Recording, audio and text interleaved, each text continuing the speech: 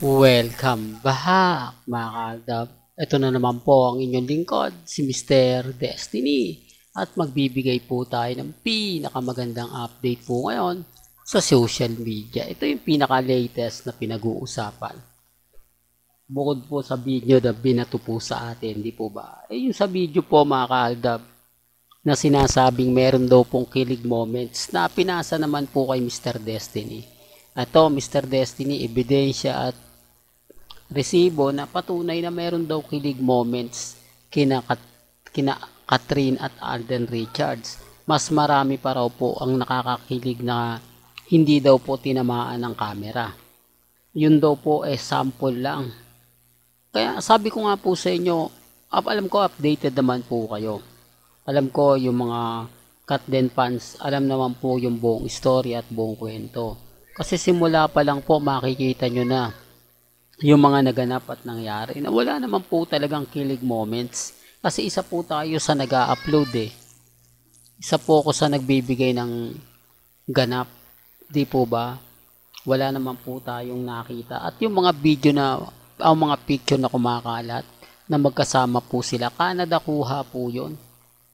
Ngayon lang po nila pinost. Sample lang po yung kay Joros na nasa yung nagkumbaga parang yung tipong farewell party po sila dahil pauwi na nga po ng Pilipinas na kamakailan lang po in-upload.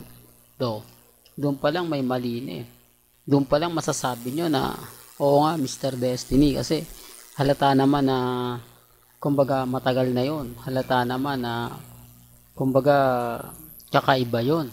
Di po ba? Kaya nga sabi ko sa inyo mga kalda, bago po kayo maniwala, bago po kayo kumbaga mag-react, hanapin nyo muna kung may ebidensya at resibo. Ano nga po ba pinagkaiba namin ng taong nagbigay o nag-post video na sinasabi niyang ayon daw po sa kanyang source na may mas matindi pa raw pong ganap sa likod ng camera na hindi nga po raw na videohan. Anong pagkakaiba nga po yan sa mga sinasabi ng mga mamis, mga titas, mga senyor sa San Francisco, California na namit nila si Alden Richards. Namit nila in person. At may ebidensya naman po ko at resibo na talagang nagkaroon ng photos o nagkaroon ng meet and greet. Galing nga po sa mga taga San Francisco, California. Pero gaya na sinabi nila, hearsay lang daw po yun. Huwag daw paniwalaan yung mga sinasabi ng mga taga California na sinabi yun ni Alden Richards. Wala naman daw pong patunay. Wala naman daw pong video na magsasabing galing po mismo sa bibig ni Alden Richards. Galing po mismo sa, kumbaga, ibig kong sabihin, wala daw pong video na magpapatunay. Dapat daw na videohan man lang para kumbaga klaro. Ano nga po ba pagkakaiba nung sinasabi ng lalaki na ayon sa kanyang source? Ano nga po ba yung pinupunto? Wala naman pong ebidensya at resibo. Ako paniniwalaan ko to kasi sa tingin nyo mga kaldab, mga mamis na to mga senior na po ito. Ano ang isang sa rason na gagawin nila para po sila magsinungaling? Anong rason sa isa sa sinasabi nga po nila na keso ganito, keso ganon? Wala naman pong pinagkaiba pero bakit nga po mas marami naniniwala sa kanya? Mas maraming kumbaga sumisimpatya po sa kanya. Gayong parehas lang naman po kaming walang ebidensya. Hindi po ba?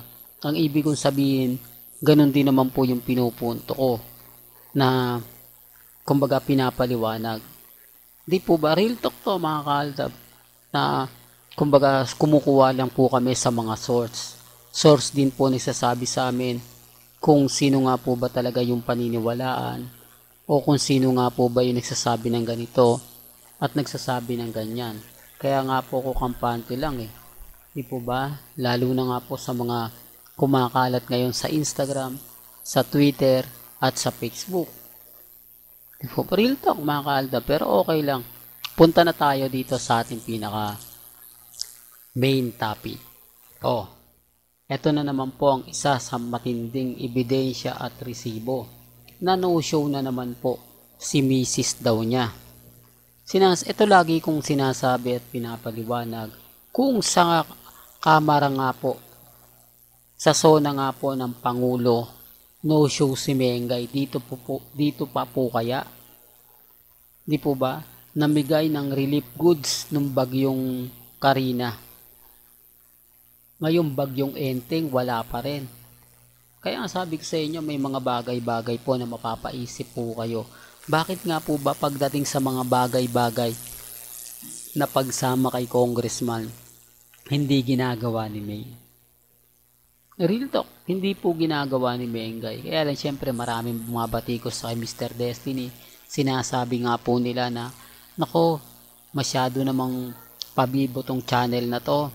Hindi naman porket hindi pumupunta si Mengay o sumasama si Mengay kay Congressman Arjo, wala silang relasyon. Po ba? Kaya nga po ko, kumbaga, nagtataka na lang sa mga sinasabi ng iba, sa mga paliwanag ng iba, di po ba? Kaya nga sabi ko sa inyo, asawa ka, di po ba? Dapat lagi kang nasa likod.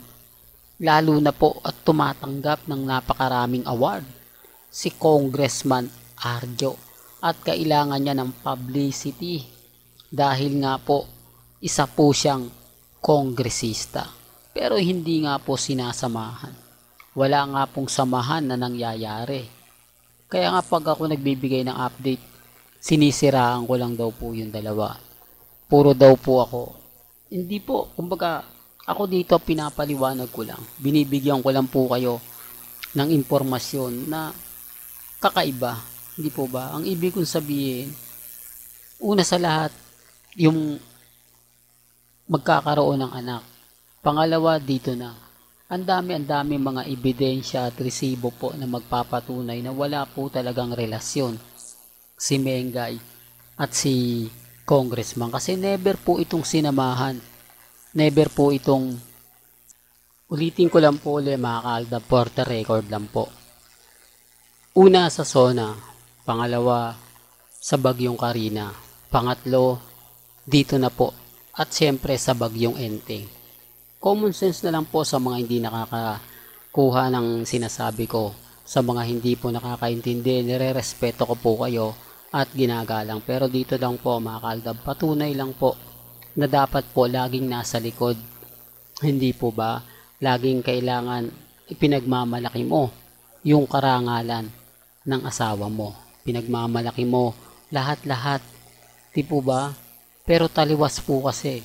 Kaya nga sabi ko sa inyo, kung pagbabasihan nyo lang po yung mga sinasabi ng iba at wala naman pong pruweba, hindi po katulad din to, galing po mismo sa social media, galing po mismo sa TV Patrol, sa TV5, ramdam mo na parang may mali. Na totoo naman po, hindi talaga sinusuportahan ni Mengay si Congressman Arjo. Masakit na salita, pero yan po yung totoo eh.